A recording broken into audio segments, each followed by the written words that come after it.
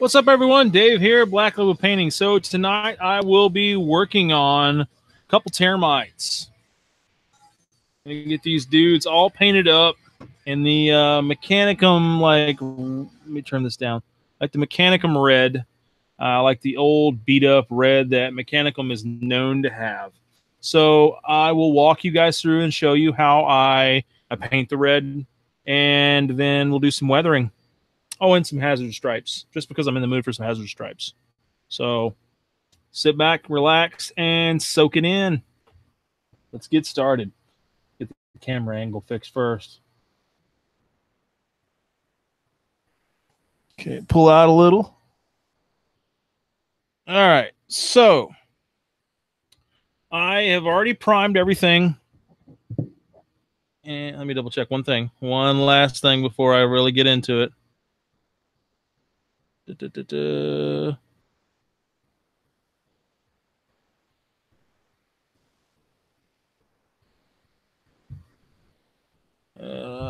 right.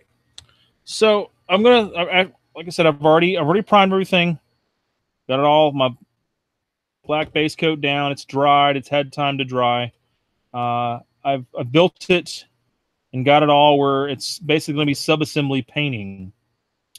So let's just dig right in. The base color I'll be working with, I'm going to start with a model air color, fire red, and work that up. Focus. Come on, focus. Anyways, it's a 71.084 model air color. It's almost like a brick red is what I'm going to start out with. Up the angle just a little bit. Oh, and I'm going to be using my Badger 105 once I clean it out. All right, everything's set up like I was supposed to. Left off that minor detail. I'm going to blow all the shit out of my airbrush. Oopsie.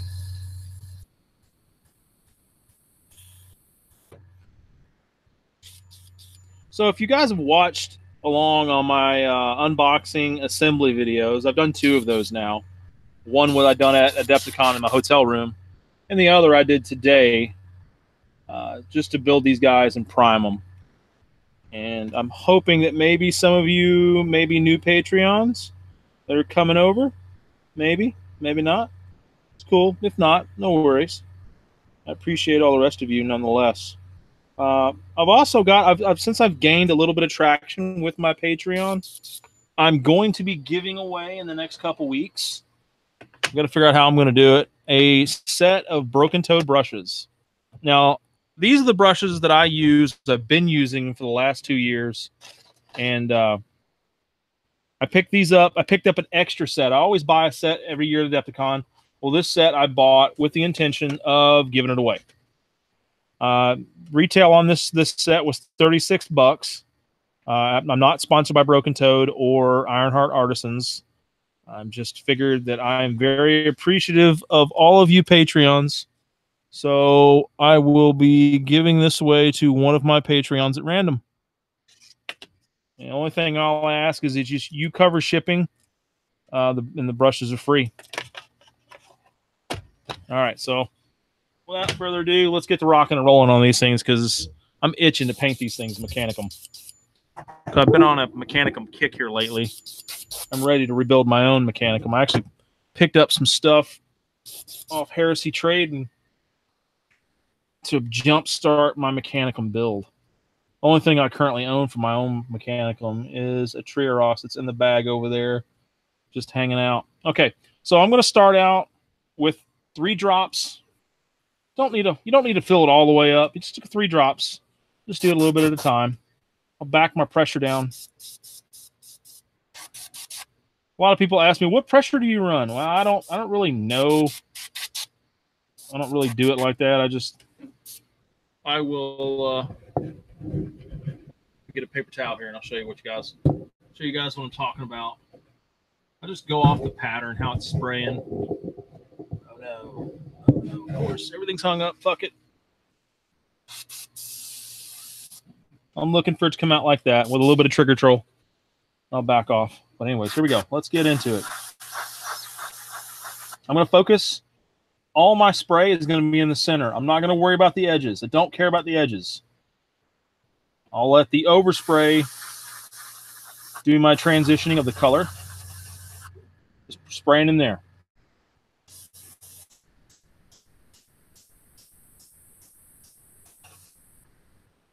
And notice it's a dark, whenever the way I'm doing it like this, it's a dark red. We're only going to use this color right now. And then we'll bring it up. That's what the color we're looking for. That's what we're looking for. So that's one down.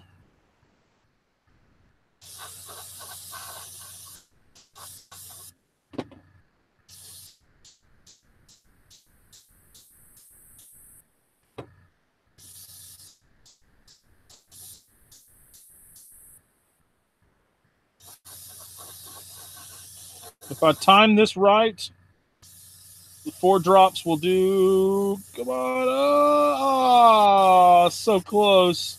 So close. Actually, it was 3 drops I think I put in there. 3 drops almost did all the red that I needed to do. So I'll put another drop in there, and that should finish me off.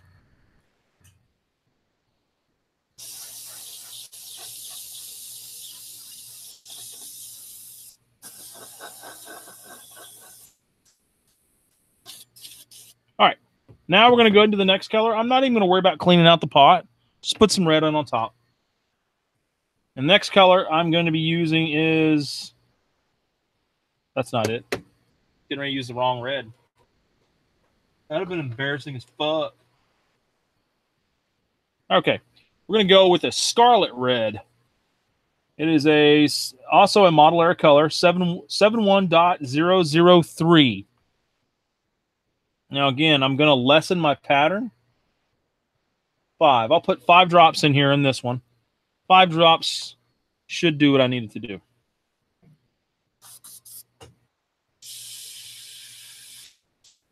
Now, this is a little brighter. We're just going to work the transition in the middle and mainly concentrate on the high spots.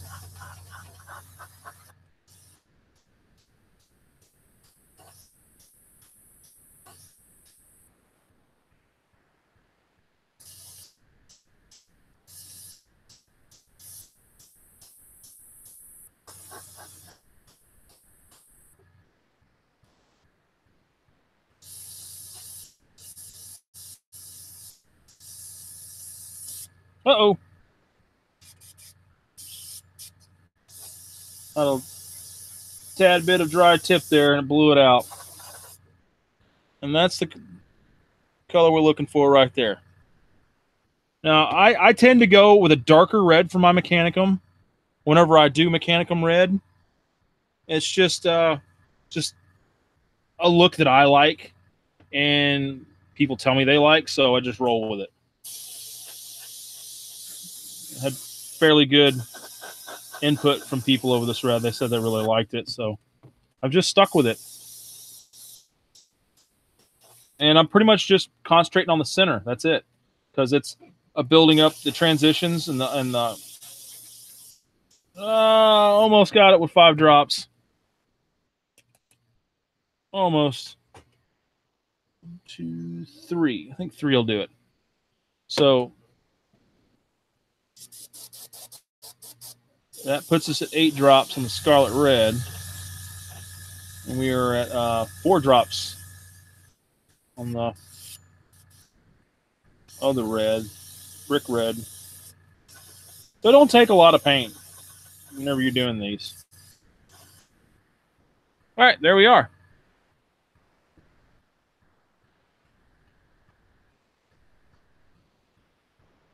Put 2 of them together. Wouldn't that look cool?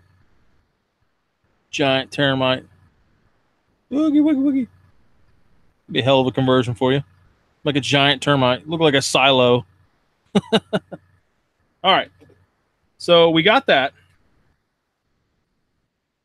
We're ready to rock and roll on the other bits. Now, this Painting these two, I'm pretty confident is going to go rather quick. Just because what we're going to be doing a lot of weathering. We're going to be concentrating on getting our weathering down. This is going to cover up a lot of the issues that may come up. I'm not going to say there is going to be any issues that will come up, but just in case there is. Almost out of this amazing Vallejo color here. This is metal color. I use this a lot. I'm quite attached to using the metal colors. So almost out. Oh God. Might have enough to finish these two. I had to order some more of this. Anybody's looking for an awesome place to order paints from, I might recommend Scale Hobbyist to you. It's where sometimes I'll pick up a lot of the stuff that I can't really find anywhere else. All right, so on to this. So we'll just do a little bit of dry brushing. You know, there's some red overspray right there. Totally fine, not an issue. Just dry brush it and roll on. Because this stuff will cover it. Covers it perfectly. And it gives us that dark look we're wanting to go for.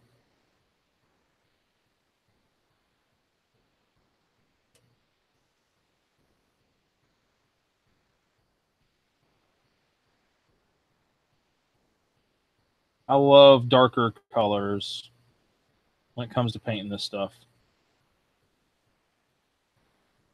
Just don't really... I'm not a big fan of the bright, cartoony look. Just never really have been.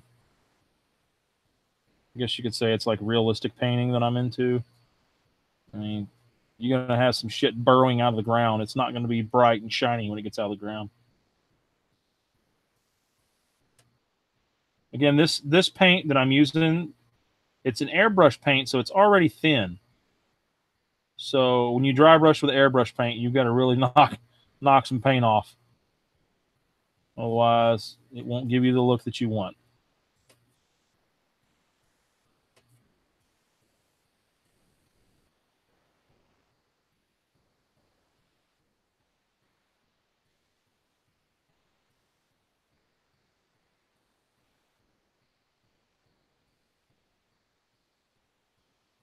Now, if you wanted to, you could paint the interior of these things.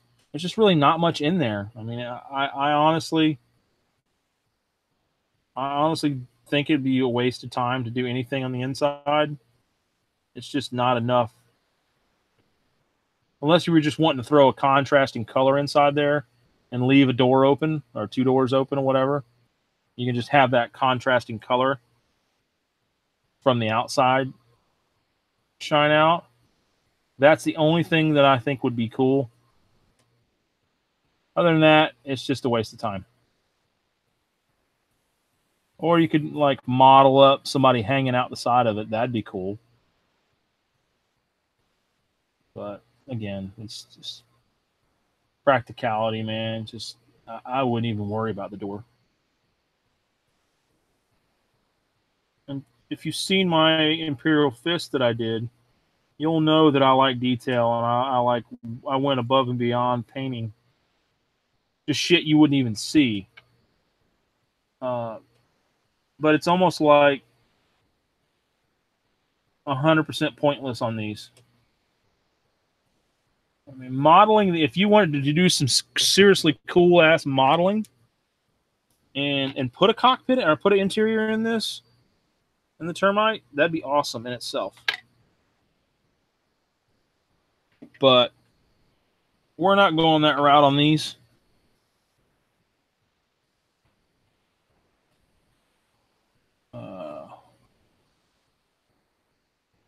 See, it's just lightly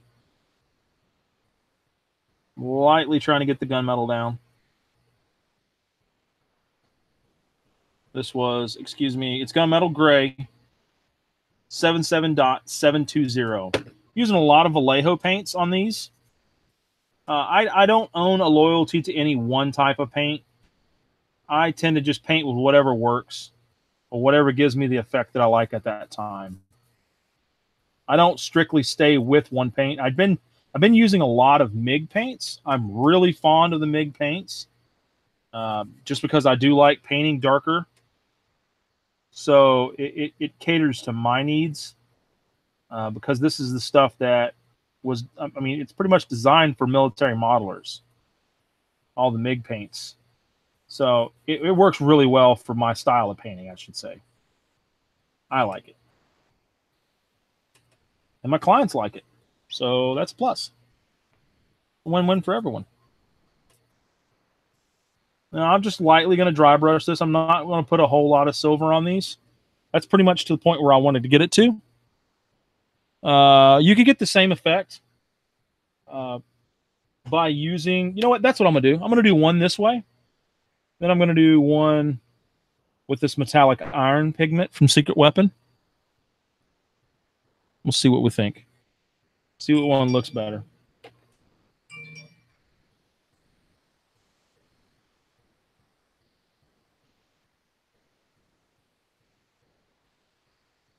So let's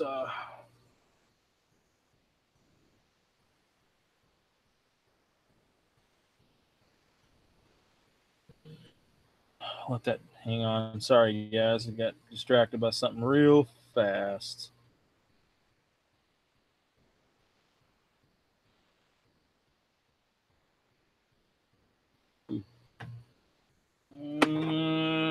Back to this one.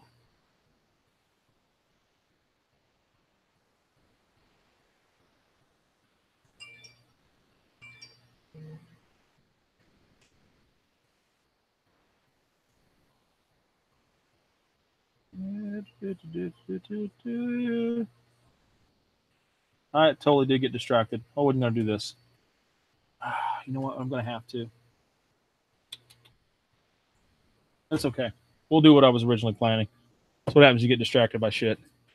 Don't pay attention to what you're doing. And the lesson for today is eliminate distractions. All right. So we're going to skip doing the metal work. Do the metal work on one. We're not going to do the metal work on the other. We're going to see how well this metallic iron works. I have not used this stuff yet, so this will be kind of like a product review all in one. So you guys get to check this out along there with me. So with that being said, now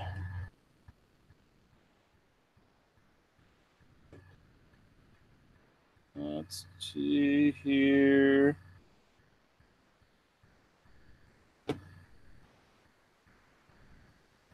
See how that looks. I'm just looking, checking it over. Okay, this one's going to be ready for. I'm going to do my doors, and then I'll do decals. So I left the doors off. I'm going to paint the doors separate because I'm going to do the entry and exit. Well, the two doors that are on here, I'm going to do them hazard stripes. I'm not going to do the ones all the way around it, just because I think that would be too much. Too much hazard stripes. Be a little kooky. So, put those together. I'm going to break out my Tamiya tape. Go ahead and tape those off.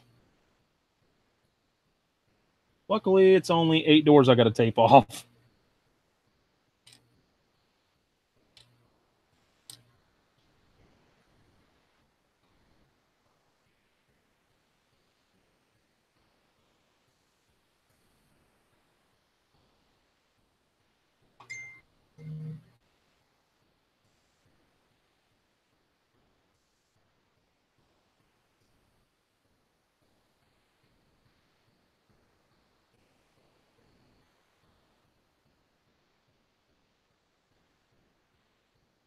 If you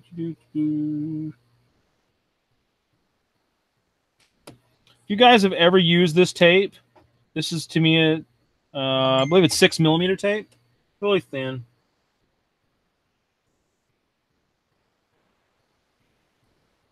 Whenever you're putting this stuff on, whenever I used to tape up automobiles for doing like graphics and stuff like that on cars, you can take your finger and you're holding the tape up here, to start your line to get it real close, you can take this finger and move it back and forth on top of the tape to help change the direction and help put it where it needs to be.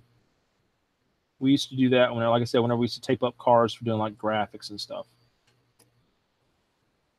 So doing my hazard stripes, I'll do 3 lines, not overlaying, all directly side by side, butting up as close as I can get them. Okay. Now what that does whenever you do 3 lines like that, or you just put them all together, you typically don't want to do more than 3 because then at that point you're starting to waste tape. And you'll see why in just a second. When you do it like this, then this middle one is effectively became your guide. So you can rip it off and put it over here beside that one. Okay. So this is going to be about the width. We'll double check it, but normally I would leave that alone because it looks about like the width of the tape, which it is perfect. So we will go ahead and just put this piece up here.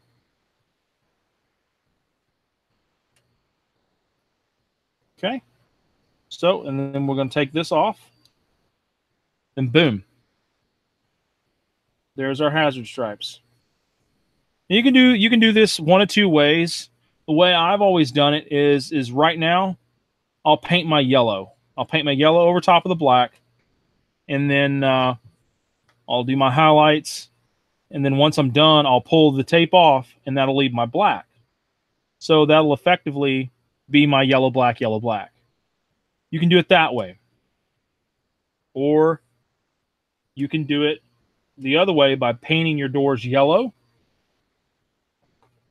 I'm trying not to be confusing. I'm hoping I'm not confusing the shit out of y'all. You can paint the doors yellow, tape it off the exact same way, and then just spray over. Let's just say the base of this door is yellow, and underneath the tape is yellow. Spray it black. Once it dries, pull your tape back. Yellow, black, yellow, black, yellow, black. Same thing. I don't know which way is better than the other. This is just the way that I've always done it. So let's do this one.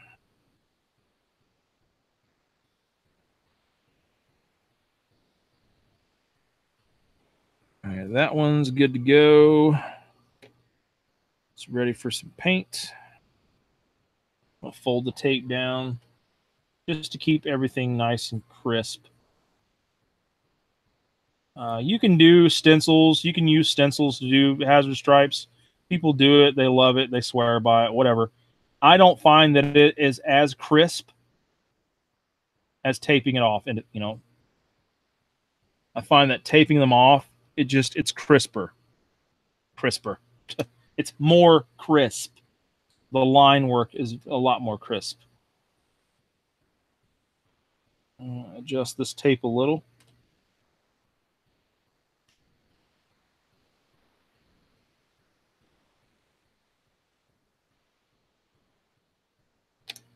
All right. If you'll notice, I've adjusted. I'm doing the pattern opposite from the other one. Because one's going to be on one side, one's going to be the other. You can do all kinds of crazy little patterns with these, with hazard stripes. You can do like triangles coming into each other. It's totally up to you. All of what you like, what's visually appealing to you.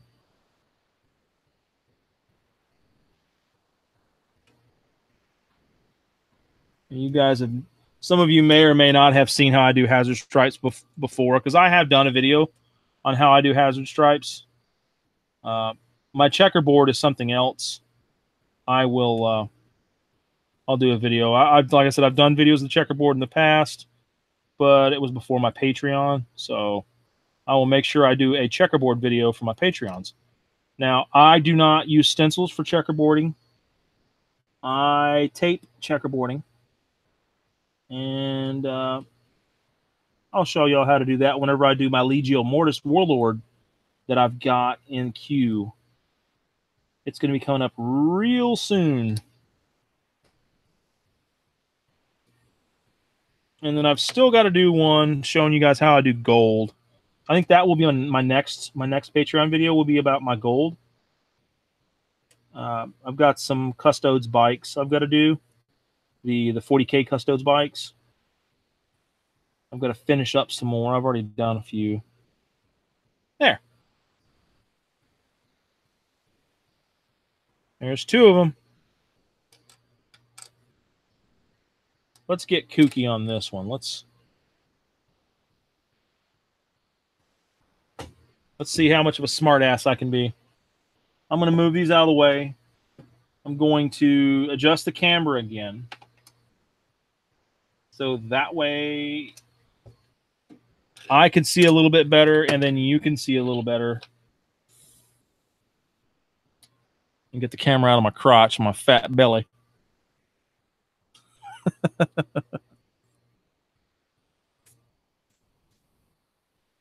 All right. Zoom it in. So I'm going to work on the hazard stripes with the triangles coming into each other. See how well this is going to work. Goodness gracious. If I do this correctly, it should line up both sides for me and make this work rather well.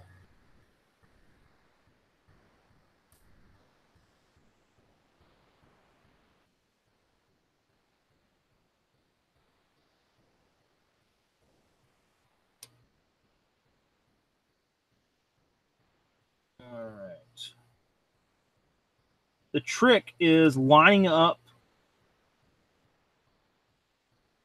where I want them to come together.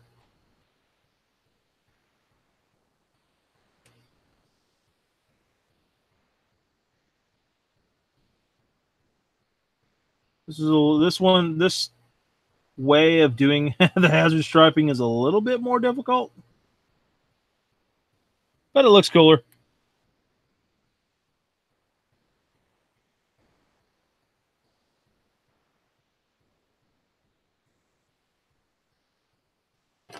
All right, I'm going to go ahead and change out and put a brand new blade in. I need these to be nice and sharp.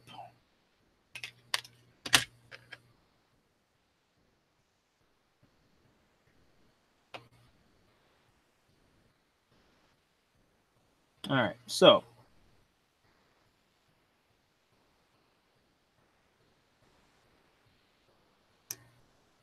going to cut the excess off here. Not really going to press very hard because I've got a brand new blade in there and I shouldn't have to. Turn on its side and dig this out.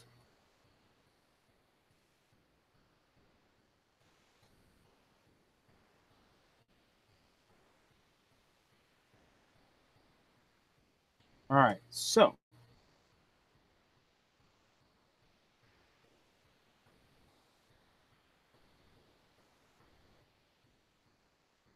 I think that's going to be a little off. You'll see why I say this is a little more difficult. Yeah, it's a little off. No, it's pretty damn close.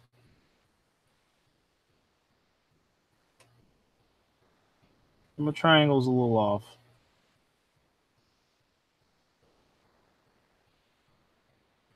Actually, what I really want this to do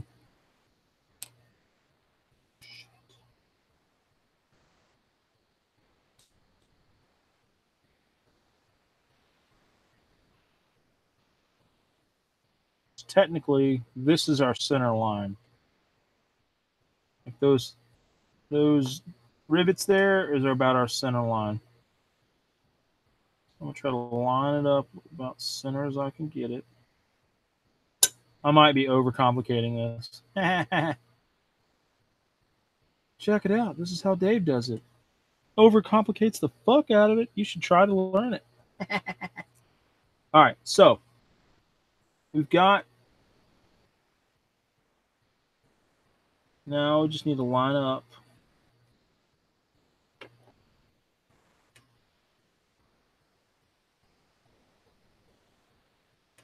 Without tearing up too much. Okay, all right.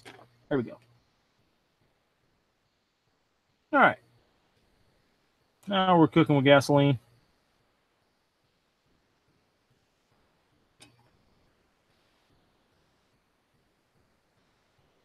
You guys will always be like, that is entirely too much fucking headache for some damn hazard stripes. It'll look cool. Just remember that. It'll look cool. So we're going for a cool factor here.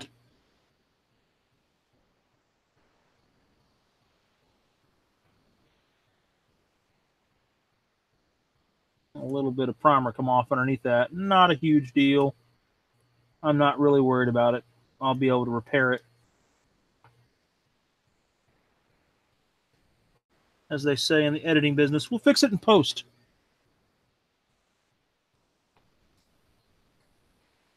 Not a big deal.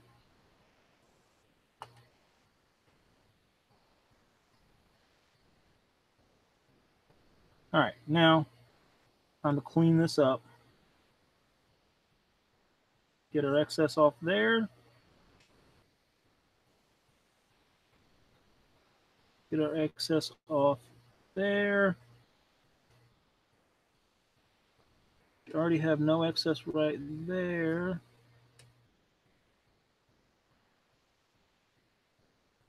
Okay, now take off this bullshit.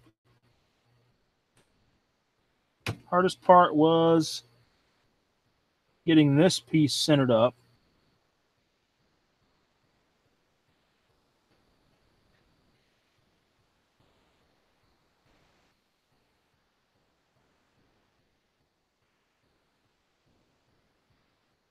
All right, now let's see how these line up.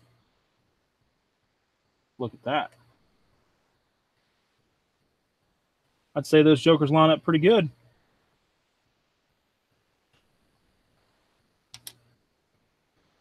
All right. So on to our next line. I'm going to do it just like I do regular hazard stripes.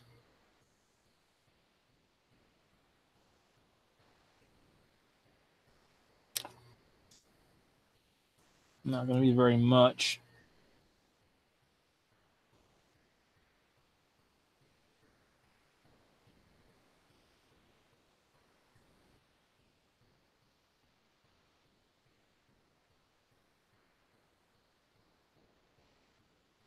Okay, we'll peel this one back.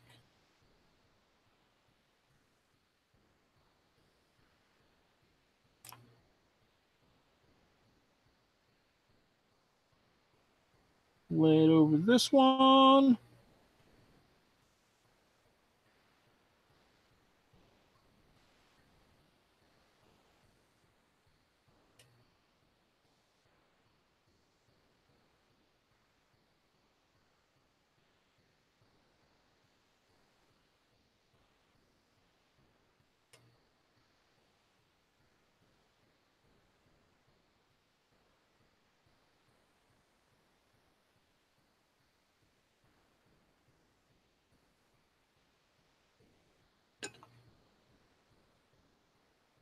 Almost screwed up there. Almost screwed up. I stopped myself. But y'all are probably like, what the fuck is he doing? Why are you doing this? It is easy to get discombobulated.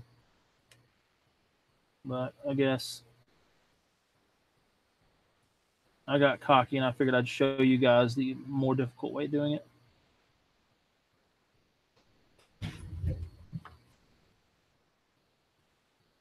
So go ahead and clear this off.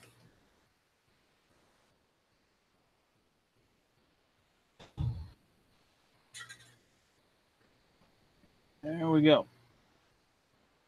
Clean up this edge.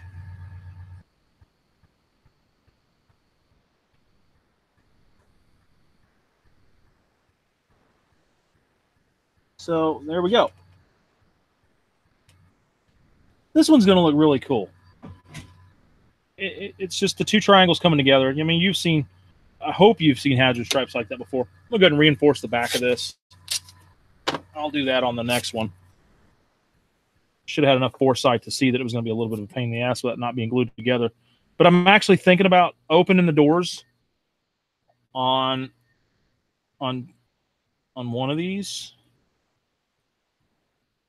You know what? I might open one door on each of them. Oh no. There we go. There we go. So, time to do the other one there. It's going to look cool, I promise. I promise. It's a lot of fucking work, but it's going to look cool.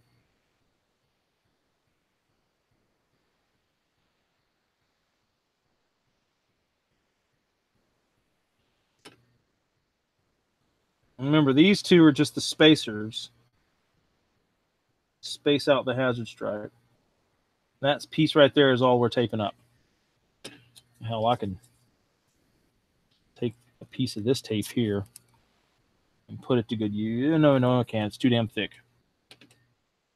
You know what? This Tamiya tape isn't too thick as far as being able to see through it.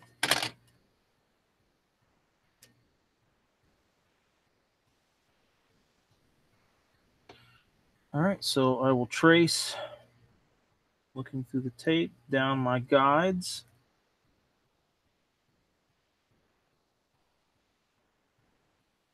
Doesn't take much pressure. And the phone's going off.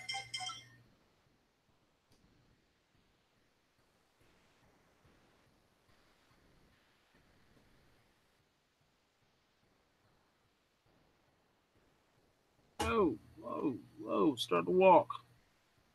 I said this was going to be easy, and look at myself.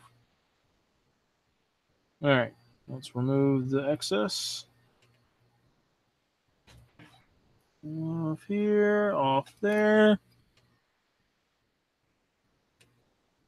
Okay, let's pull these off.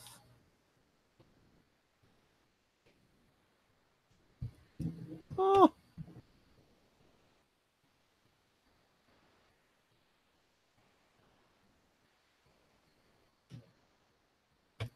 There. So that's the hazard striping on one door. Was a lot of effort, yes. Worth it, promise. It's gonna look awesome.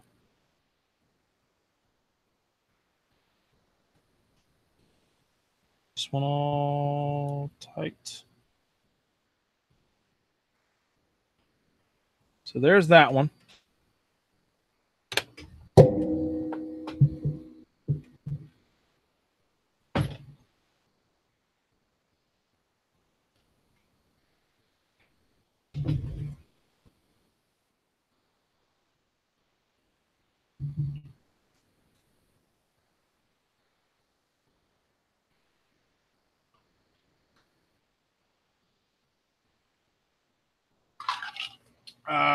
Sorry, I had to get a drink.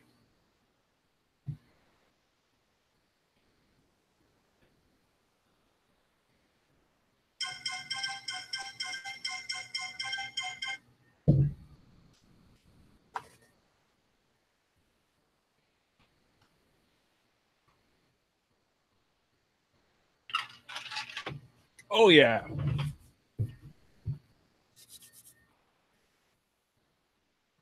Last one. All right. So this one we know to go ahead and tape up first.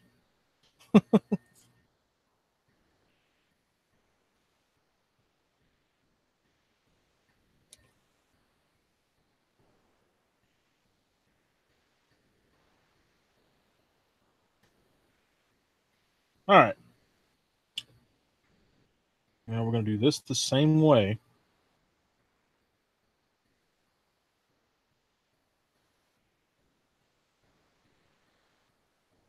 Oh no.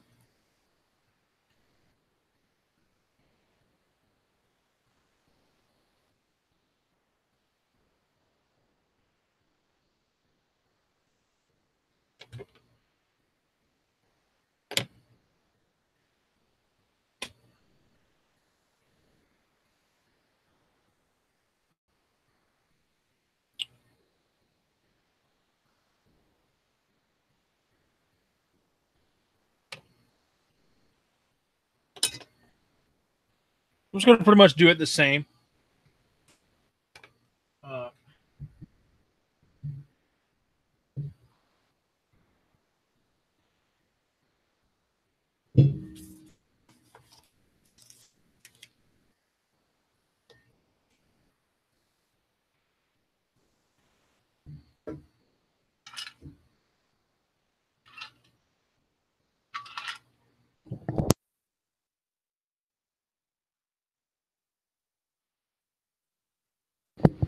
Sorry, guys.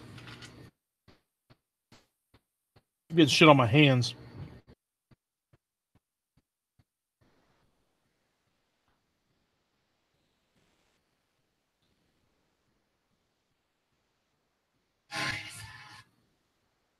All right.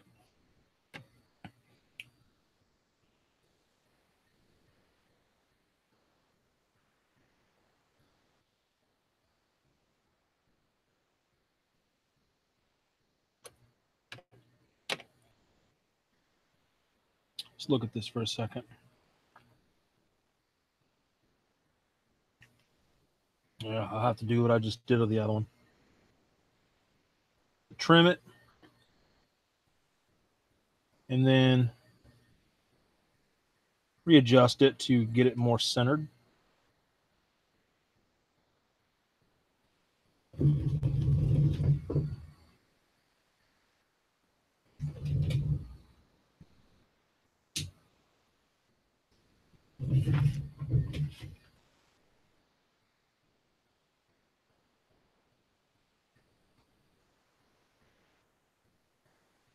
There.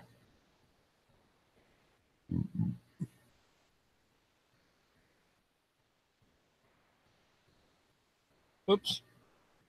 Kind of cut it up a little. It's okay. Something I can fix in post.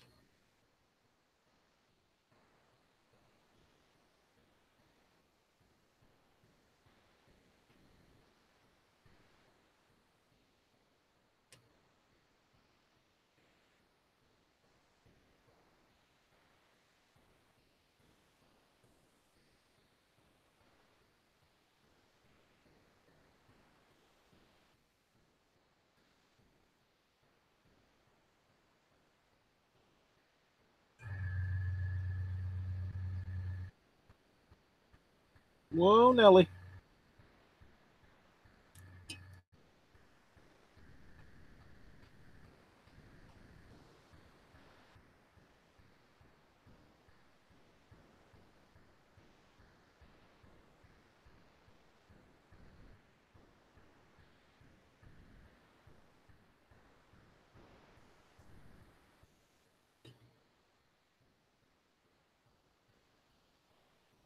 Uh-oh. Walked a little bit on me.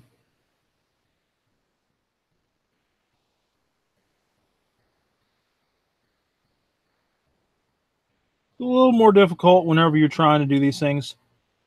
I mean, to where they could open. I guess I could have glued this one together. Save myself a little bit of headache. But hey, I'll let you guys see the full Monty here. You get to see my mistakes as I make them. I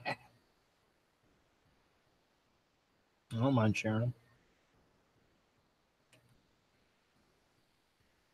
There. All right. So now lay my tape inside there, cut it, and we're good to go. And I got my two middle patterns, which are pretty much key to doing this style of hazard striping.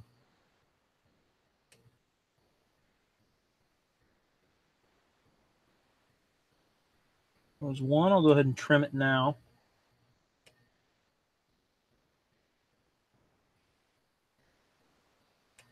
Pull that off.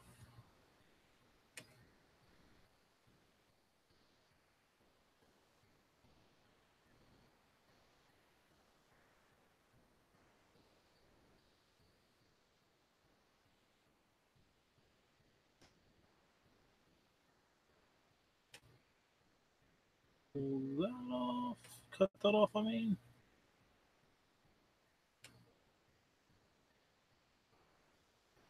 And Should be good. Remove this. Actually, I'll leave it for the time being. We'll go ahead and remove this center section here that I don't need.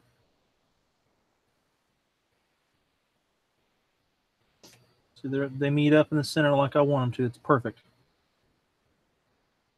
I'll just go ahead and use this since this is just going to be guide tape.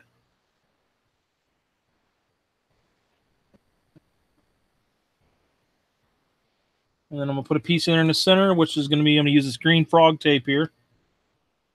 Oh, no, I realized I couldn't use the frog tape because it was too thick.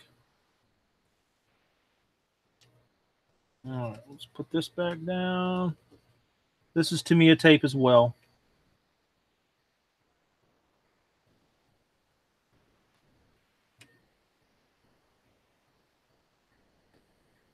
All right. So now I should be able to remove this without any issues. Careful not to pull up my original. I'm probably going to. So I'll go ahead and just leave it down. Cut it.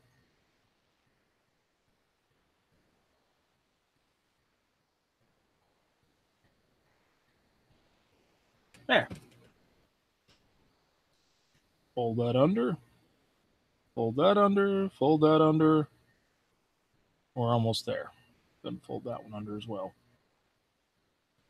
All we need to do now is put another piece over here.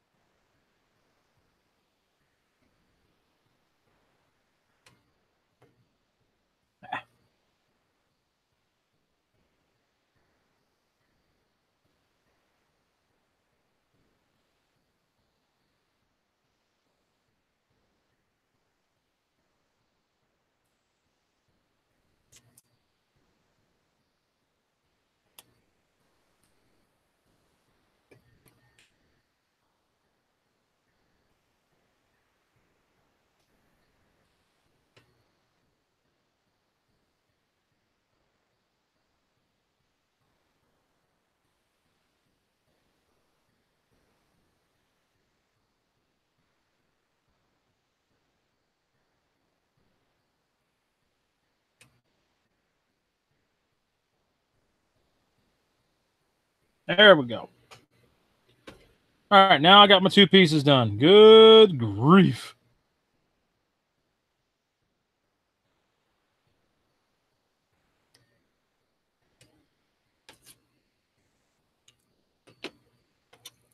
It looks a little off because the tape. It's actually not off. So we got all doors. So I'll get all this excess tape out of the way. Get all this up. It's all over me and shit.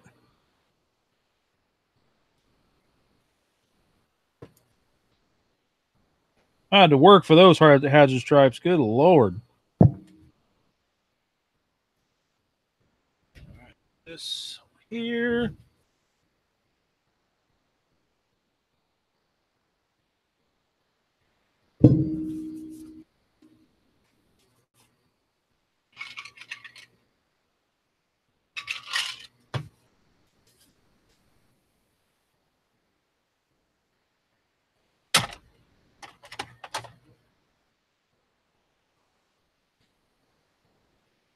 I'll bring it up just a little bit.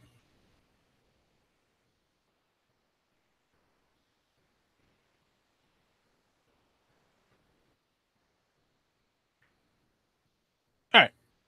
So now we'll go ahead and clean the red out. I'm gonna brush here and get ready for the yellow because we're gonna move on to the yellow part. Then we'll put the hazard stripes on, and then we will seal it with future floor shine. Give it a minute, do some decals, and then move on to the other bits. But there ain't a whole lot more. The only thing I won't do, it will be working on the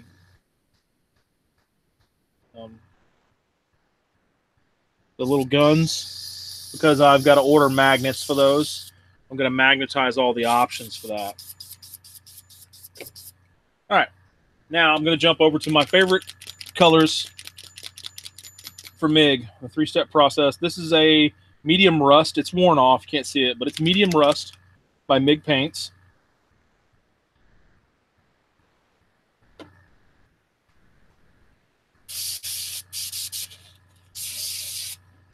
All right, we're going to go ahead and just concentrate on the center. Let our overspray do its thing.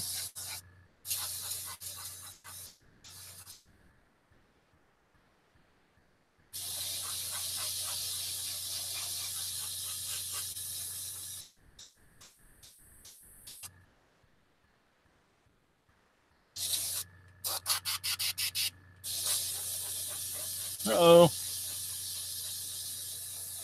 A little water buildup right there. Just go ahead and dry that. You hear that? That's water coming through the lines. It happens from time to time. Drain my tank, and that usually takes care of it. I do have a water separator, but those things get built up sometimes, especially on high humidity days. When you're out airbrushing on high, like rainy days, you'll build up a hell of a lot more condensation with good reason. I mean, it's just a humid day. It's going to happen.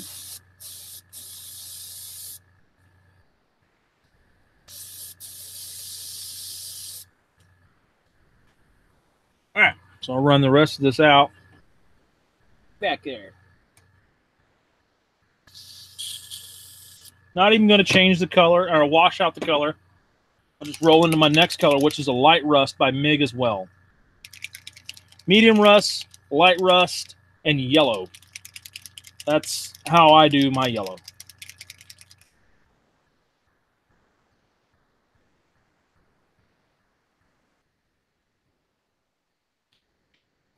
Just put 2 drops.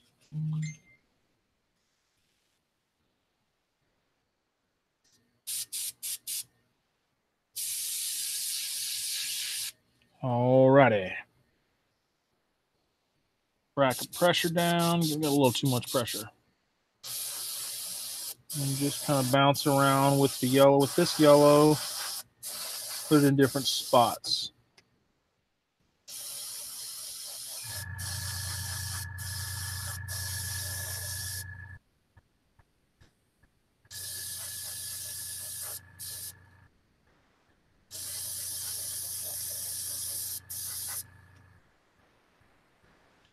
Run the rest of this out. Light rust out. Now we're on to our yellow.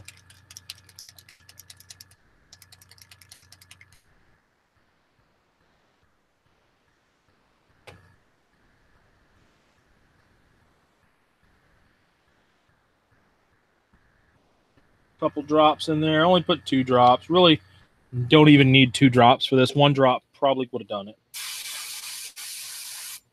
Because we're just highlighting at this point. We're just getting...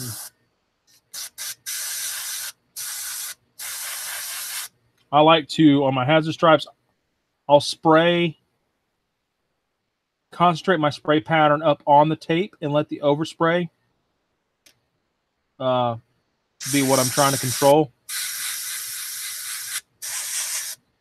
So looks a little bit something like that. And you'll see why when I take the tape off.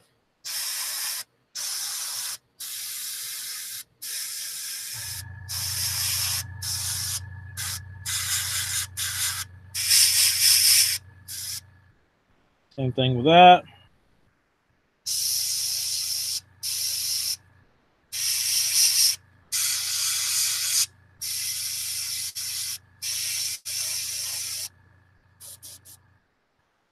All right, let these dry. Usually don't take long. Now I'll have to repair some black underneath. Not a big deal. I'll go ahead and run these color out of the airbrush while that's doing its drying.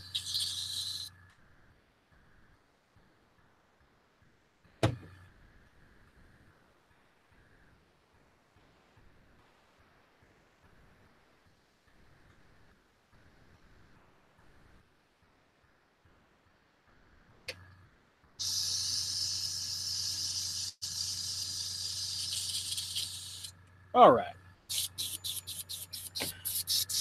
Let it dry a little bit more. All right. Go ahead and take our tape off here.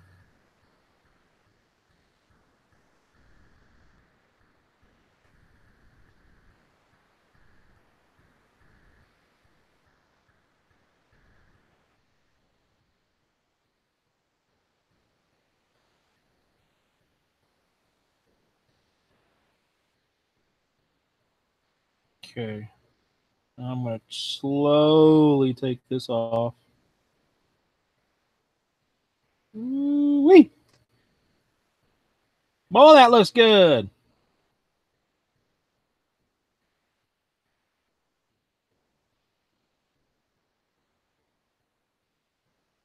And just like that, we have hazard stripes. Those are more your standard hazard stripes. You know, you just want to be careful when you take this tape off. This is super low tack tape, but just because you washed Forge World doesn't mean it's always going to take care of the release agent. And the way I sprayed my pattern, get these out of the way. The way I sprayed the yellow with the overspray, it's to make it look like light. Like the light is coming down this angle of it. Like this is the brighter part of it. And I kept it uniform. It's there, and there. That's it. So light is coming down at an angle. Have it come down that angle. That's why that's brighter. This will be on the right side of a termite. So I'll go ahead and set it on the right side of my stand. And this is the left side one because it's coming down at a different angle.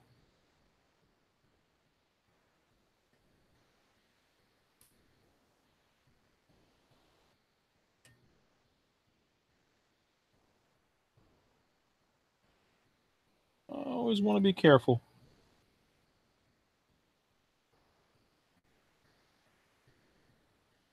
Oh man, those are really crisp.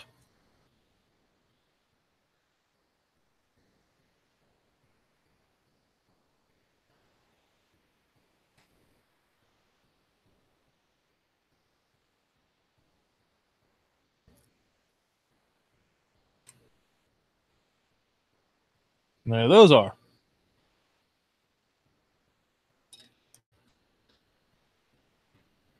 You got to be careful whenever you're handling this stuff because when you're airbrushing, you're putting the paint on thin.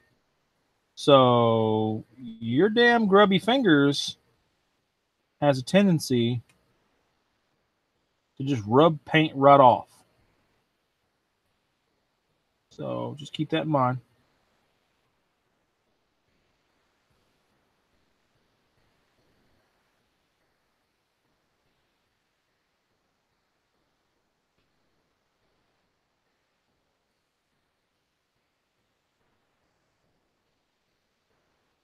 Ah, a little bit of piece of black come off. Look at that. Even though I washed it, it's still come off.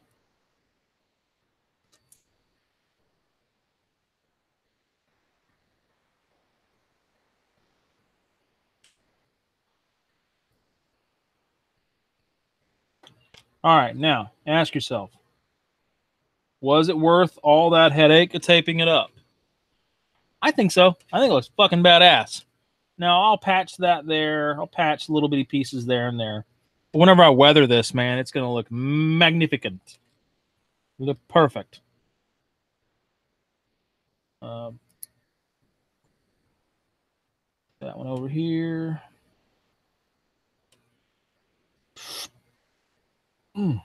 Goodness. Gotta slowly do this because I mean it'll lift that paint right off of there. And I'll just be sad.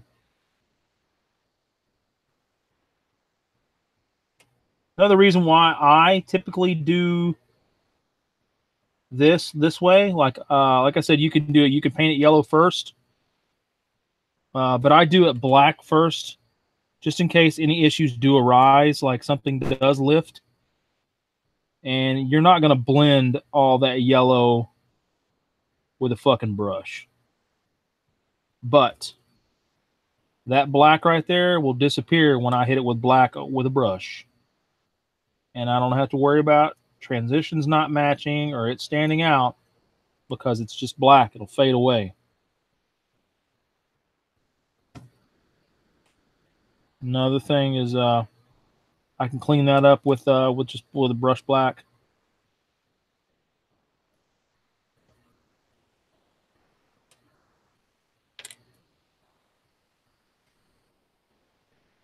There's some spots I'm going to have to fix with a brush. It's not a big deal. This one's, it looks way off, but I can even all that back up with a brush. I would not be able to even all that back up with a brush if I had to try to fix and blend my yellow. It just would not look right. So now let's glue some doors on. This one I'm going to go ahead and glue one door shut, one door open.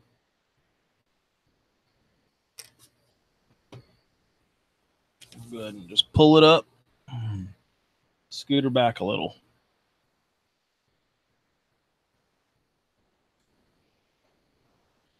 So I'm just going to dab some glue here and there. I lost the tip on this damn bottle. So you have to improvise and do it as best you can whenever you got to deal with a big old funky tip like I got to on this. But we'll make do.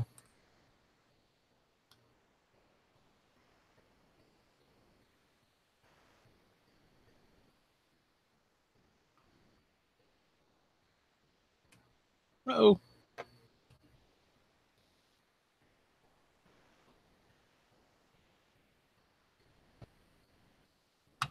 There we go. There's one. A nice contrast. This red and yellow, they look really awesome together.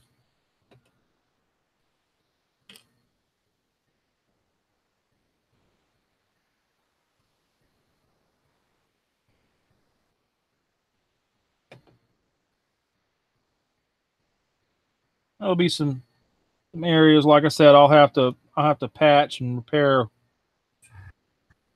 with a brush. Not a big deal.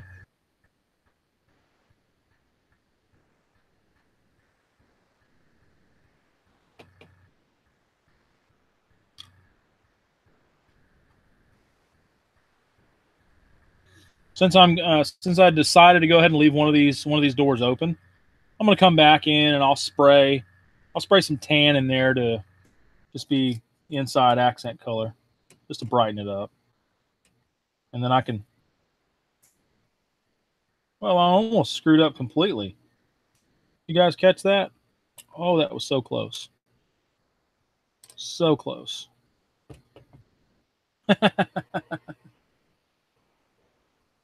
That happens when you got a bunch of shit going at once. All right, now let's put the correct doors on there. Since that was almost a hell of a boo-boo.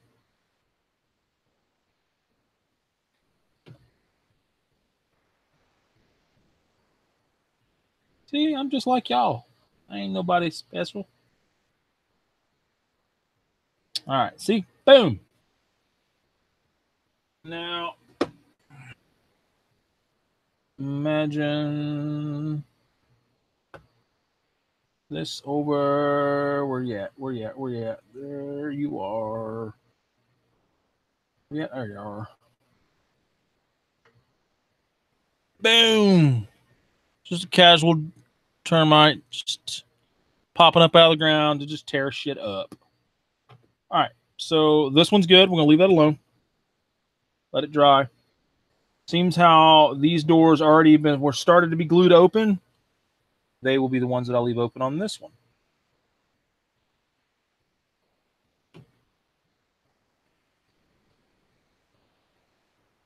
Because these are the ones I've got to patch and repair. So it'll make it easier to patch and repair if it's just up. I could do that before I do this, but with me touching it and gluing it on, I'm going to rub paint off again. So might as well just get it where I want it and then repair it. while it's on the model.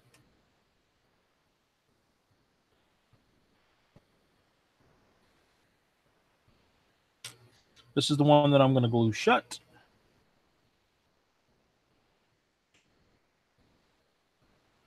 Also, a reason why this one will be the one that I glued shut. Well, remember, the other side is the one that I had to do a little repair work on. The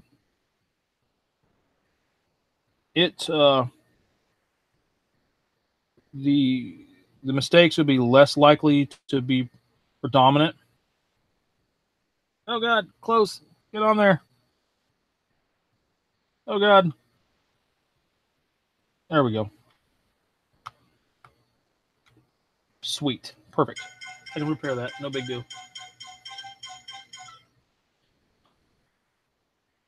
Easy repair jobs. This side will be easier to repair. This side will be way easier to repair, and you'll be able to less likely to see any mistakes because I've got the doors open. It's a little trick. So let them dry. Now we'll move on to painting these. I'll go ahead and just spray this bad boy.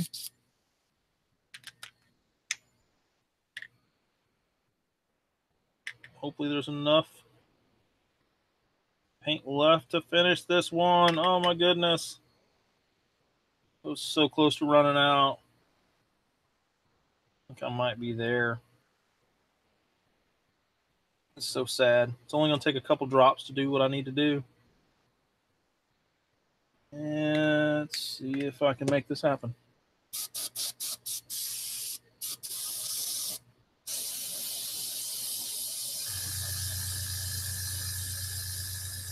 That was literally a couple bubbles worth of paint that come out of that. Wasn't even a damn drop. But it was enough.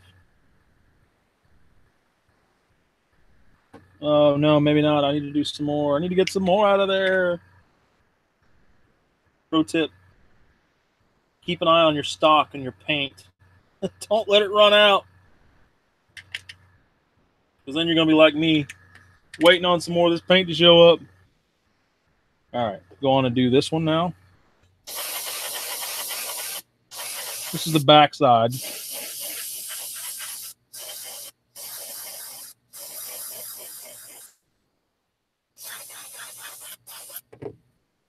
Here, there might be enough in here for me to just pour it. That's super low.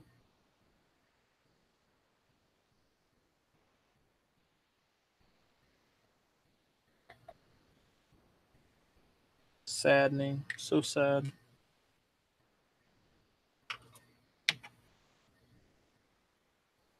I really do use a lot of this paint. I really like this metallic. But looks like there's going to be enough in the bottom of this to do what I need to do. So I'm good.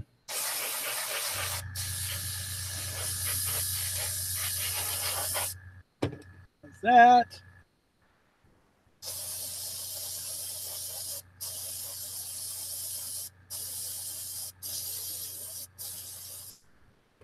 All right. If I can't get a little bit more out to do the other side. I have to get it out with a brush. That's all there is to it. Literally down to the wire on this bottle of paint. It's all good though. Looks like I'm going to have enough, so we're good. This is the reason why I didn't glue that on, just so I can do this with this section of the model.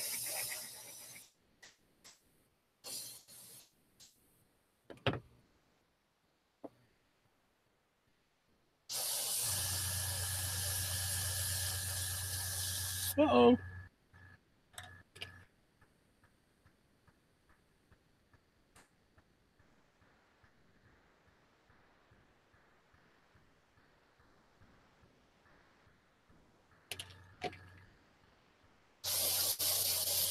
It don't take much paint when you're airbrushing, thank God. And I don't have gloves, so I've got paint all over my damn hands. I don't really care.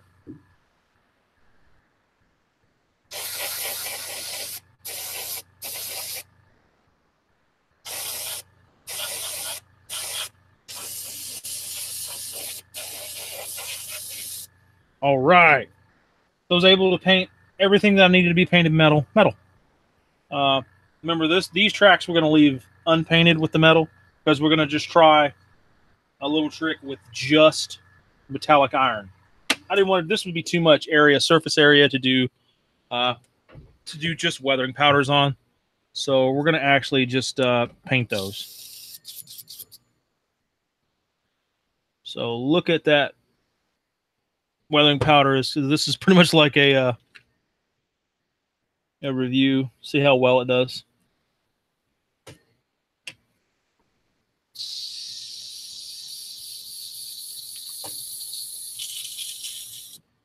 Okay, now I've got everything that I'm going to need to get painted. I'll go ahead. Now I will go ahead and glue the thing together.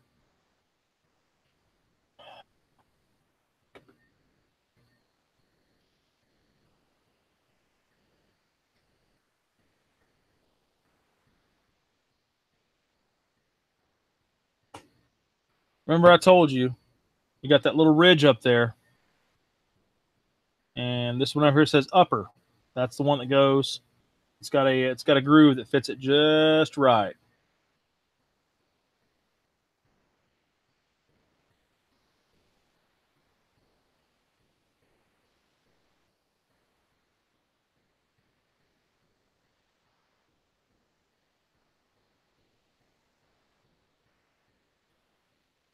And there we are.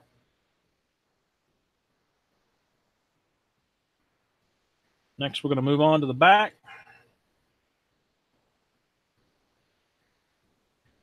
Actually, you know what? I'm going to go ahead and do the red right here in these sections. I'm going to use trigger control to try to keep from getting a whole lot of overspray everywhere. But I'll go ahead and put this other front piece on.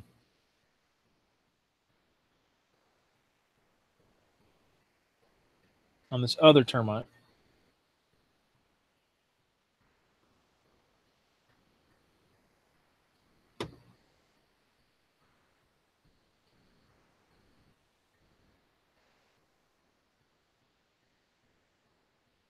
Fits like a glove.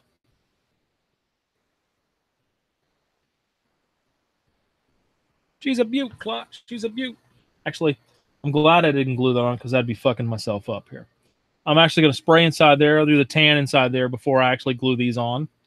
So I've got a couple more steps to take before. Because I'm honestly, I'm almost done with these things. If it wasn't for having to magnetize the sponson or the little guns, then I could finish these things up. No time flat. But I'll go back in there and I'll paint those metal whenever I get the magnets all done. But let's go ahead and move on to our interior color. I'm going to use like a nice bone to do the inside of it.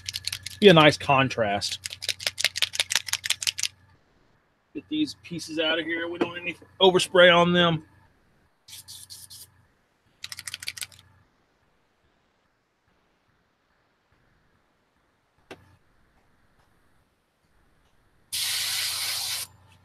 Alrighty. Bring that damn pressure down. That's way up there. All right.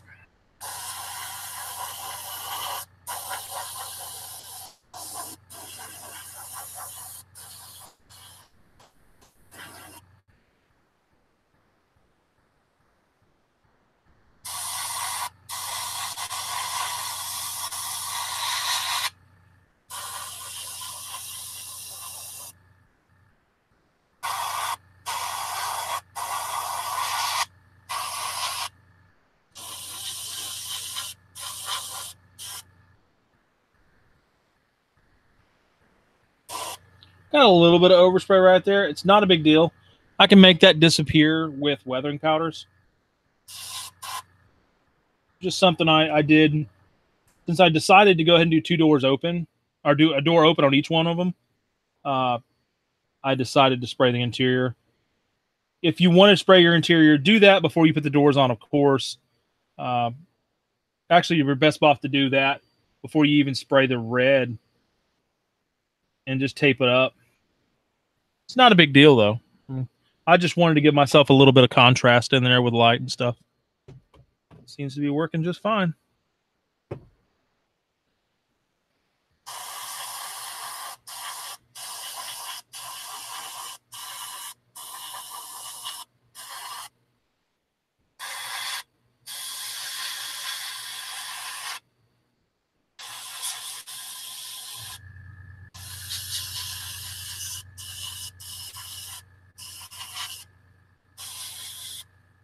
And there we go.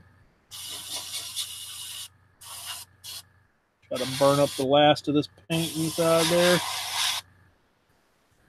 I think that bone's a nice. It works well with that red. Again, those little bits on the doors, not a big issue. I'll make those disappear with weathering powder. Now we can move on to painting the last little bits of the fin pieces. I don't know the actual terminology of the part, but I'll do that with the red. And I'm going to use some silly putty to help with the overspray. I don't know if I've already showed y'all my silly putty tricks or not. I like to use silly putty almost as if it's like a little masking tape. I'll just work it into the, because I'm worried about the overspray on these tips. I don't want these to be red. So I'll just put a little bit of silly putty, work it in there, and it'll cover what I need to have covered. That's literally all I'm going to be putting each one. Just want to cover up that last little bit of the tip, almost like an exhaust tip or whatever.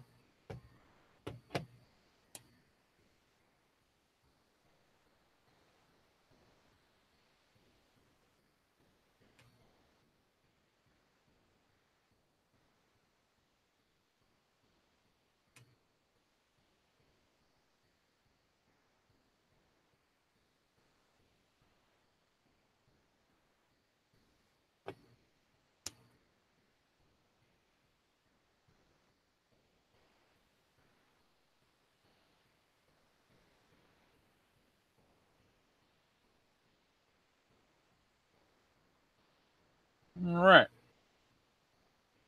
Work it all the way around. That's what we want.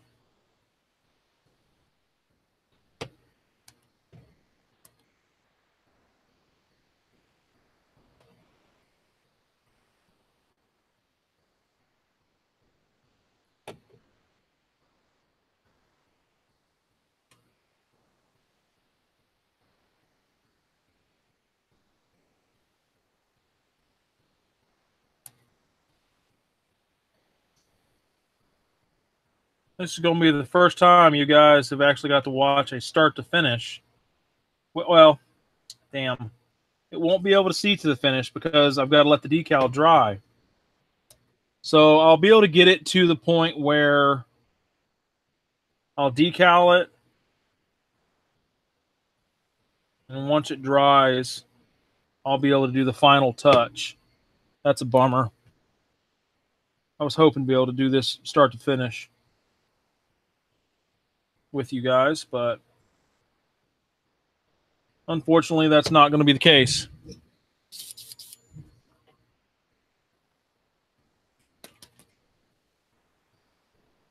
I'm going back with the fire red. Again, trigger control is very much key. I'm going back my pressure down pretty good.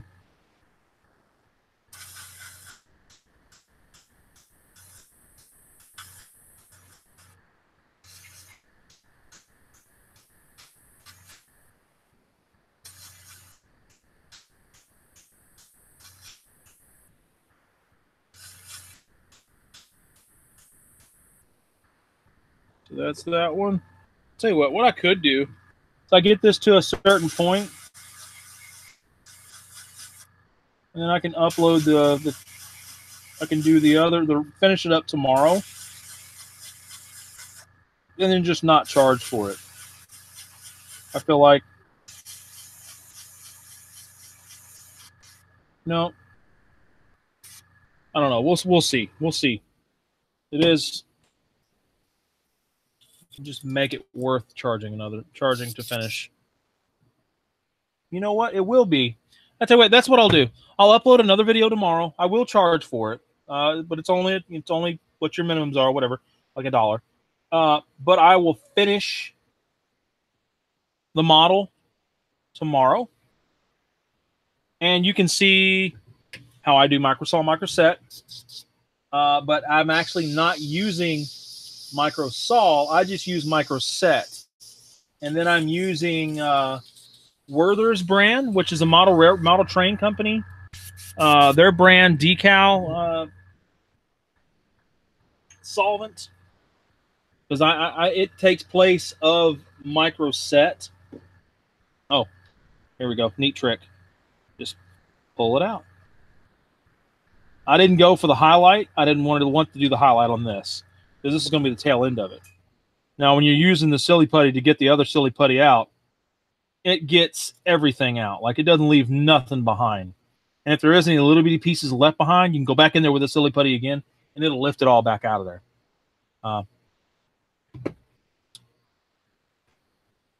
Let's see how this looks. I'm going to test fit this. Again, you got the ridge into the ridge, and then these ridges fit inside there. I'm worried about...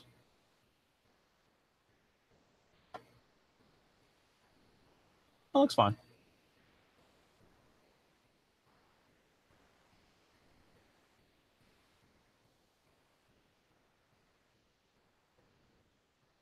Yeah. It's going to look awesome.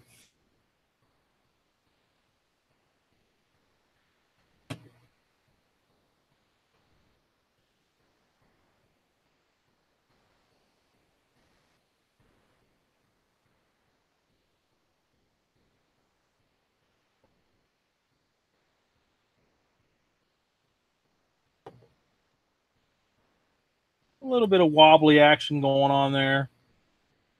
Nothing too insane.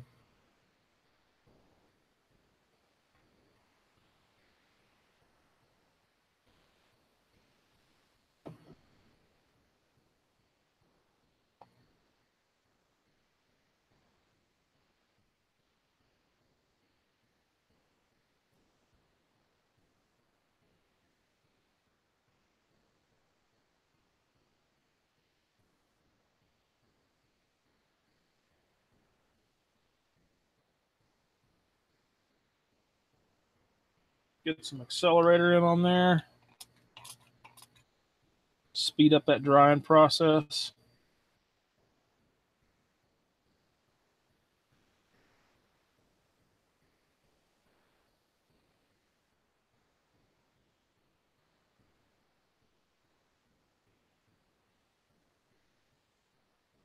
Pretty much the termite right there.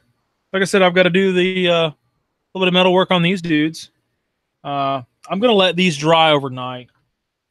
We are coming to the end of what I'll be... Almost forgot to glue these on.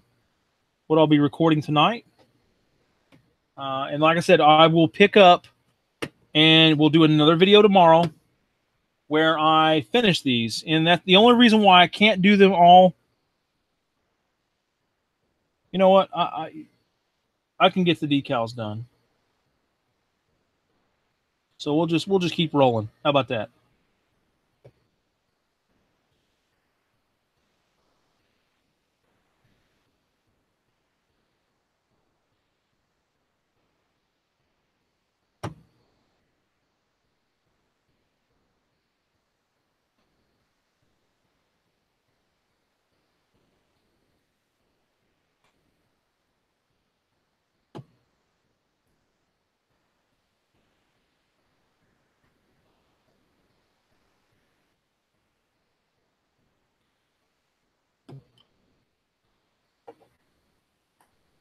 Glue these on.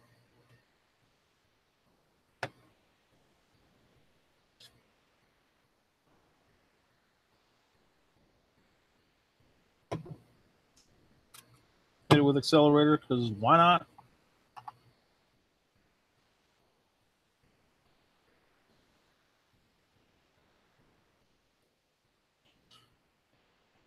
There we go. Now it's looking like a termite. That's fucking awesome. So that one's ready for decals. This one still needs a little bit of love. Yeah, that'd be a perfect fit.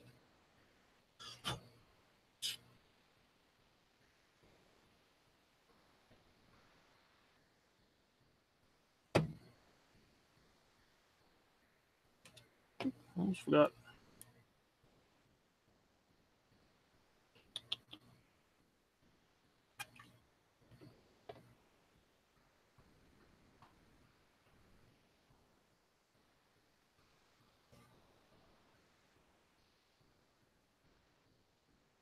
All right. Try to speed up the drying process.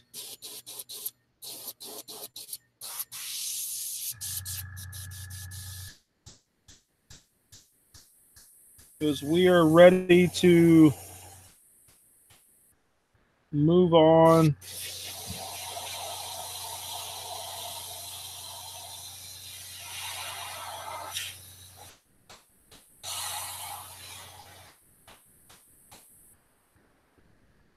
I'll go ahead and patch the black that needs to be patched.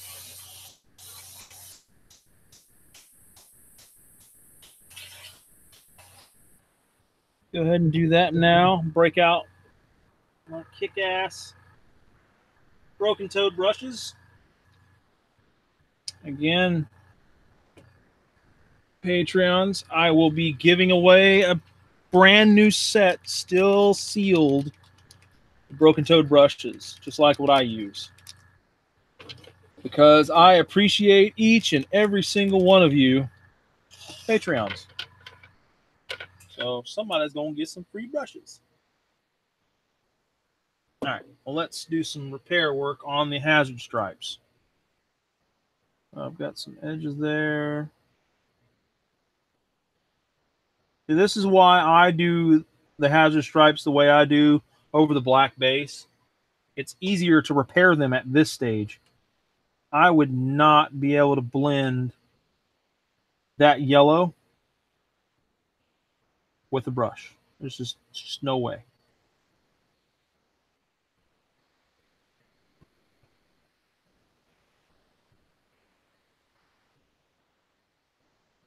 Now I'm going to do some chipping and all that jazz on these doors right here where they're open and close. But before that, I'm going to get the inside of the doors to look uniform.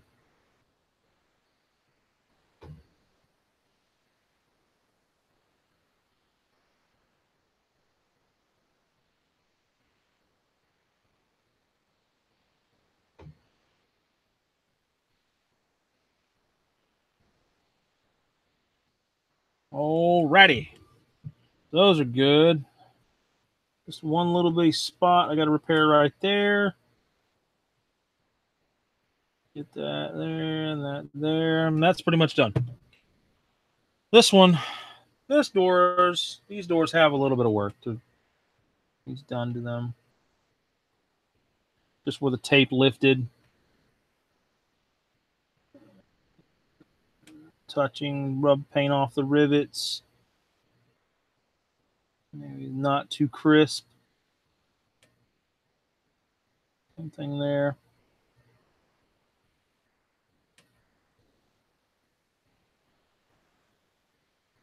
Not as crisp as I would like them to be. So I'll just touch them up. Make them look perfect.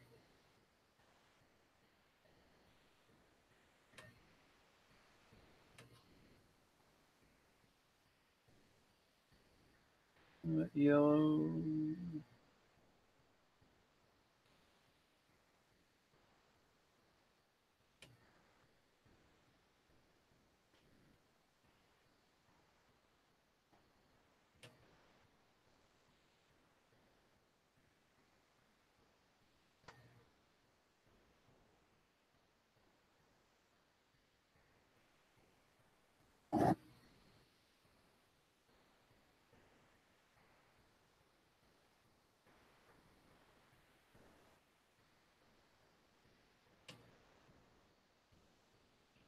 Clean those up a little. And these over here is where the repairs need to be made. All right, not as bad as I guess I made it sound, but I mean, there's chips where the resin went down to bare resin. Easily fixable. There's some lines that are just don't make sense, not as crisp, not as straight. Well, you can fix them with the brush.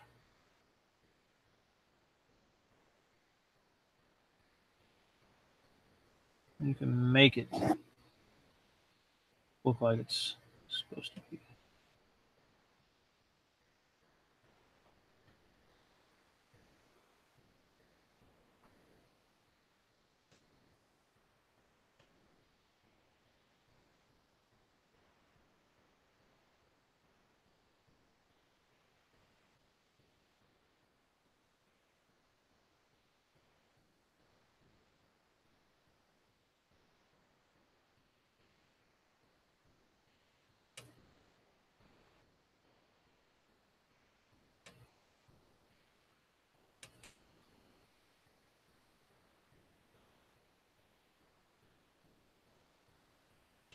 Alrighty. Do some cleanup on the ends here.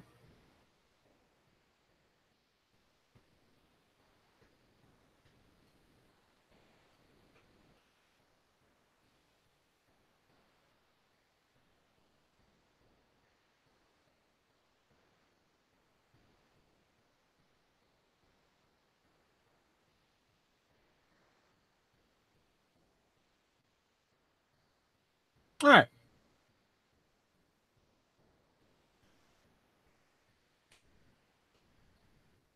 There. Nice and repaired. Ready to rock and roll. So we'll let that stuff that we repaired dry a little.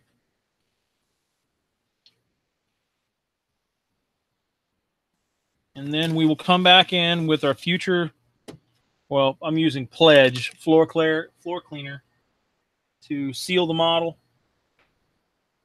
and get it ready for the decal. I'll put up all these damn paints. Drives me nuts having all these paints out. Get moved on and ready for the next stage. Okay, done with that. You know what? Do the metal work inside. I'll do a little bit of metal work.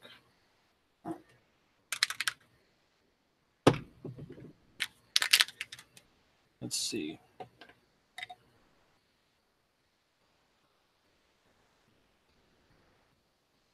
I'm using a little older brush to dig down to the bottom of that. I'm going to dig down to the bottom of that with one of my newer ones.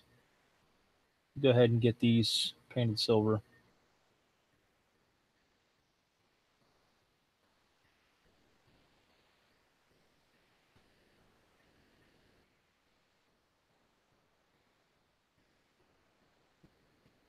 Get these ready for the next stage. Once I get the magnets, I will I'll be able to completely finish this models, as I am working on two of them. Now I've got a third one of these Termites I'm going to be doing. I will be doing it yellow and black for Imperial Fist. It's going to be more so the black scheme with just the yellow highlights. I will be painting the interior on it to like the seafoam green that I painted the rest of the Imperial Fist. But that one's going to be Sigismund and Friends' Ride. Because that termite is going to be strictly dedicated to Sigismund and the Sword Brethren. These two, my client decided he wanted them to go like a Mechanicum scheme, just to make them universal, and he can use them across a lot of his armies, which is it's smart. I mean, you're not tying it to a legion, then you could use it across multiple armies. Nothing wrong with that. I've even had people have me paint like drop pods and ambulances and stuff like that. Paint them like a standard color, and that way they can not be tied to a legion, and they can just use them across a lot of their armies, which totally makes sense to me. I mean, unless you're just balling out of control and you can afford to buy 9 or 10 of these damn things to spread them across 4 of your armies at 75 pounds a pop. All right, so I'm going to speed up this process a little bit. Try to, anyhow. Yeah, as long as I just get it to flash over, it'll be fine.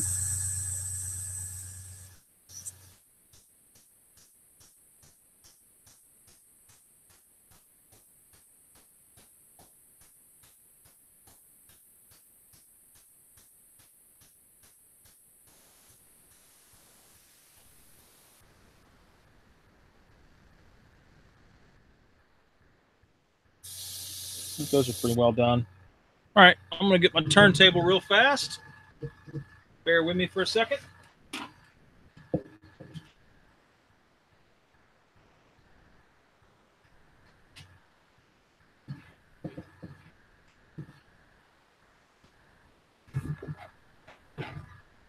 All right, so now I'm going to move on to the future floor shine process. I'm going to be using this just to, yeah, you can use this stuff for multiple applications. I'm using it right now as basically a gloss coat, just to seal the model. And you can make a wash. You can use it to make washes with. I mean, it's really good stuff. It has multiple uses. But I'm going to use it right now just to seal the model. And it don't have a bad smell to it either. Don't stink, that's for sure. I mean, you can cloud the room out pretty damn quick with it, but it's not terrible. I'm not wearing a mask, and it's not choking me up.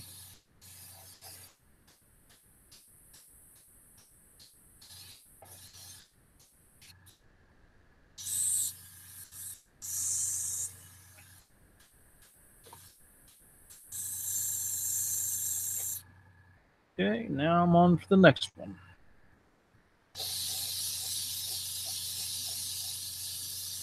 Now I like to gloss coat before I do decals. I mean, that's really the best way of doing it. It just makes it easier for you to maneuver the decals on the model. And then I'll put decals on. I'll micro set it, and then I will do the Werther's solvent. And then once that dries, I'll come back in, and then I will dull coat it or just put a matte varnish on it, and then go to town weathering it. That gets rid of all the lines on the decal. It makes the decal look like it's painted on instead of it being an actual decal. All right, let's get the underside of this bad boy. I mean, I'm not necessarily putting decals underneath of it, but we're going to seal it in its entirety.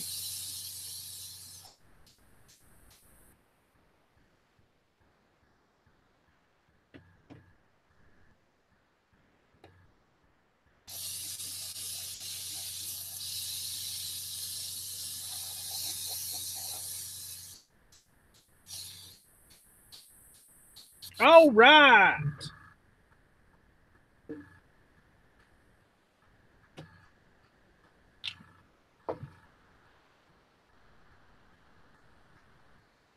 Go ahead and clear out this.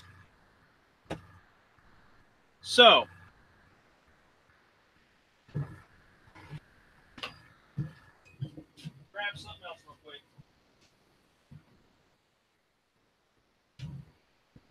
We are at a point where I'm gonna have to. Really don't want to hit the brakes on them just yet. We'll just give it a second and let them dry. I think they'll dry quick enough to where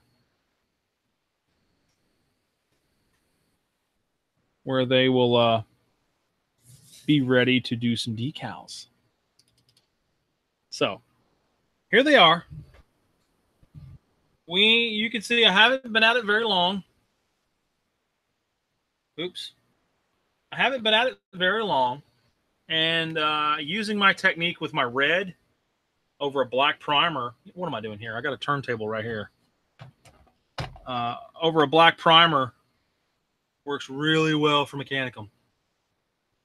I like it. It's probably my favorite color to paint Mechanicum is red. It's the standard red. I mean, yeah, you think of Mechanicum, it's red. You can paint Mechanicum multiple different colors. Red looks really good, I think. Now, again, these are not done. These are just to a stage now where I'm just letting it dry. I'm gonna bullshit with you guys for a sec, and then we're gonna throw some decals on.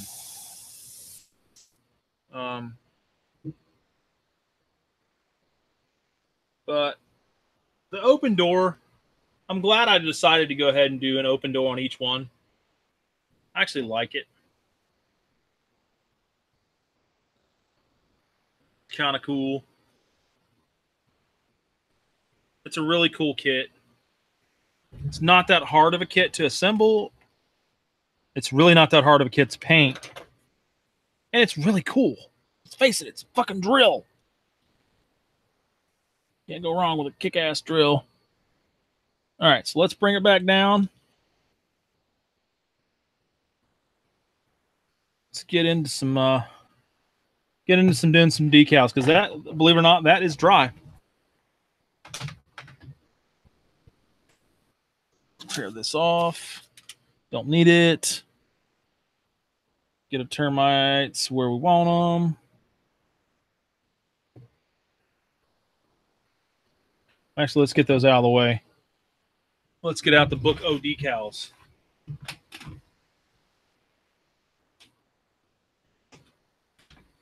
I don't know if you guys do a lot of decaling or have a lot of decals, but I love decals. I love decals so much that I put together a book of just decals. So we're going to dig out some cool decals.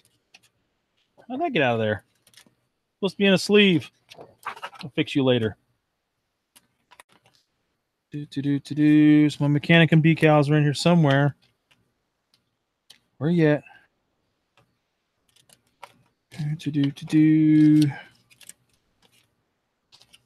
Where you at? Those are cool. I'm going to be doing some Black Shield decals here in a minute. Let's see here. Where are my Mechanicum decals? There we go. Getting closer now.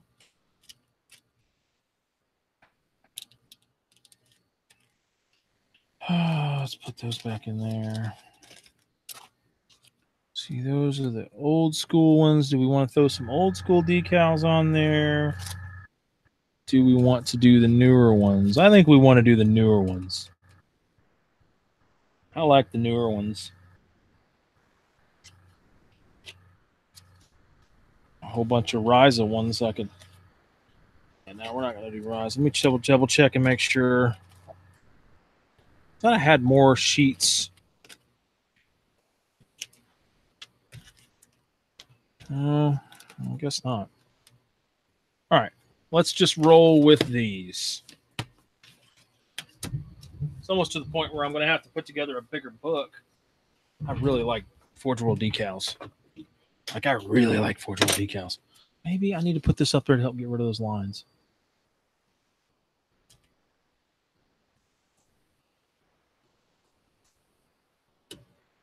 All right. So, placement of decals is always fun. This is the top of the model. I think if I place a couple of these,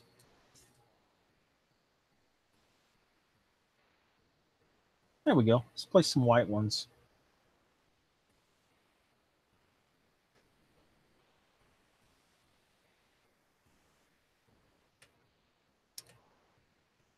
That'll be for one.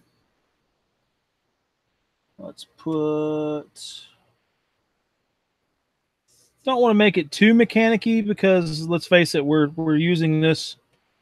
We're going to use this model in several different armies, several different legions, maybe even a Mechanicum, maybe even a Solar Ox army. The client actually has a bunch of those different armies. So that's why it made sense for him to just do it one scheme and not tie it to anything in particular. When I say anything in particular, we're tying it to Mechanicum, which is fine because, let's face it, they designed the damn thing, so why not? All right, like I said, I'm going to roll with microset first, and then I'll come back in and do Werther's brand Solvaset decal setting solution. So now most people will dunk their decals in water and just sit there and wait and let them sit in the water, blah, blah, blah. I do mine a little differently.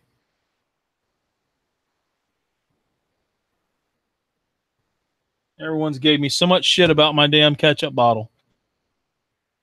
And now they understand it has so many different uses. I'll let it sit there and puddle up. And while that water does its thing to the decal, we will go right ahead and get our areas ready for decals. So you notice the big bubble is sitting on that perfectly. It's just how I want it. I'm going to put the digital looking decal on one of the doors. And then I'll put the other just standard white on an area that's red.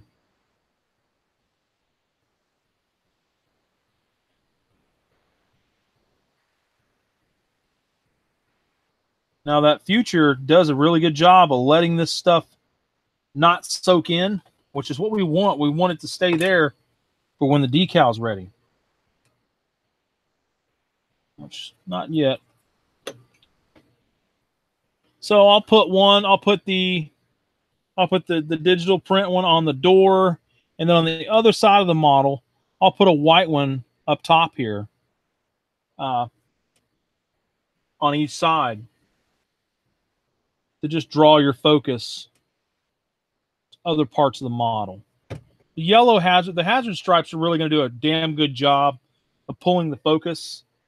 When you're looking at the model, you're going to pull your focus to that. It's going to become your focal point when you're looking at it. But I'm going to try to pull it on, there we go. It's ready to go already. See how quick that was? To pull your vision to another part of the model. Where did it go? Of course, I put the damn shit on the wrong one.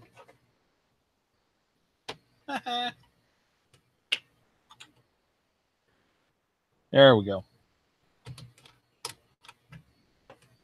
So you seen how quick that was. I was able to get both decals up and ready to rock and roll by just putting the water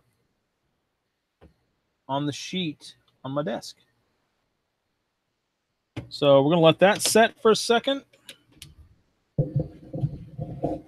Going to take a good old Q-tip, get a little bit of my excess up. I'm going to roll it. I'm not going to dab it.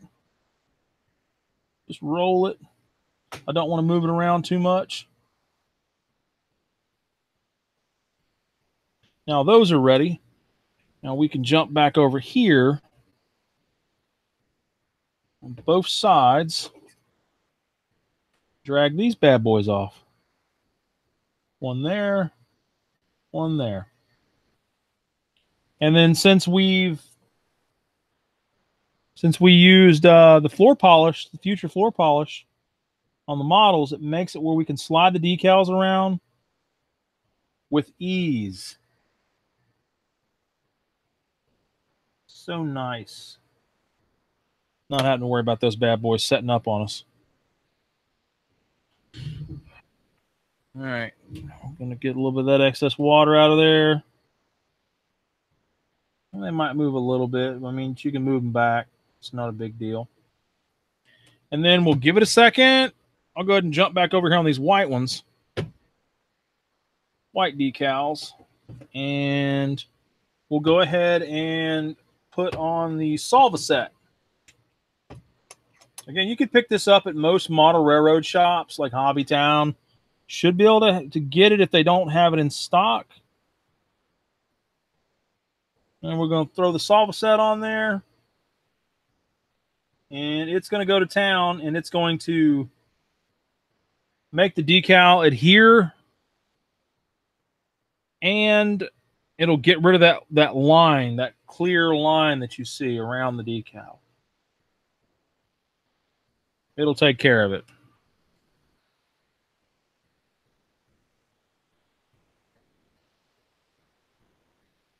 And that's all we got to do to that.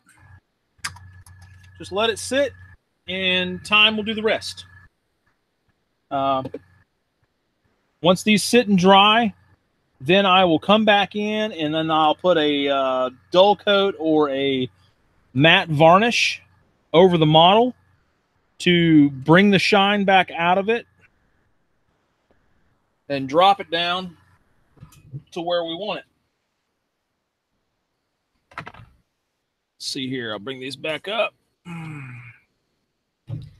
And then I'll be able to come in and weather the rest of the model.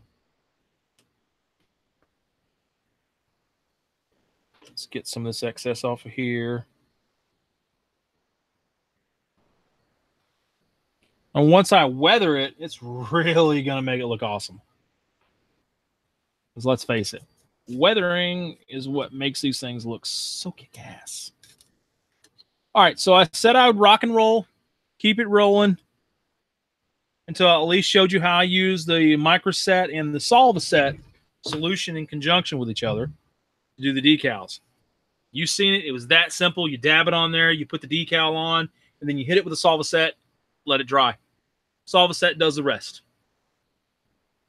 And here is our stopping point. I only have to stop because I have to wait on the decals to dry. That will take longer than 10, 15 minutes. And then I'll come back in, and then I will do a matte varnish over the models. And then once I do the matte varnish, we can go on into the weathering. And the weathering is what's really going to bring these things alive. They are going to look hot shit once I get done with them, hitting them with all the weathering.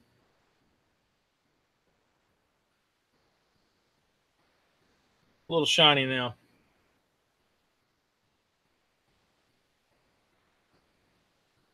But, all right, guys. Keep an eye out tomorrow for the part 2 of this to go up. And that is where I'll be teaching you all of my methods as far as weathering powders and the scratching. We're really going to beat these models up and really drive home the fact that these things come flying up out of the damn earth. And we'll try to convey like all the scratching and just right up the ass. Not really, but when you bring it up on the table, bring it right up in the ass of your enemy. It's awesome. Anyway, you guys, all right, I'm gonna go. I'm getting punch drunk and tired and all that other shit. Plus, the old lady wants me for something. I don't know what the hell she wants. Go figures. But we will we'll continue this tomorrow. Well, the part 2 of this will go up tomorrow. So just keep an eye out. You should get a notification. I will charge for it, only because hell, it's only $1. It's only $1. But I'm teaching you more. You're going to see a start to finish on a project. I haven't done that yet, just because I hate boring you guys with all of the semantics that goes into just finishing a model. There's a lot of boring shit that's involved. But tomorrow, look for these things to be completed tomorrow. And I hope you guys learned something, because that's why I do this. I appreciate you guys. I appreciate every single one. You too. You may be an asshole at times, but I still appreciate you. I really do. And don't forget, keep an eye out. Get you some free brushes. I bought these at Adepticon. I've said it over and over and over. I got them from Ironheart Artisans. Great dude. If you don't win this set, totally cool. Hit him up. He can sell them to you. He'll get them for you. If you do win this set, hit him up for some brush soap. The Broken Toad brush soap, I believe it's like $10. It's nothing too terrible.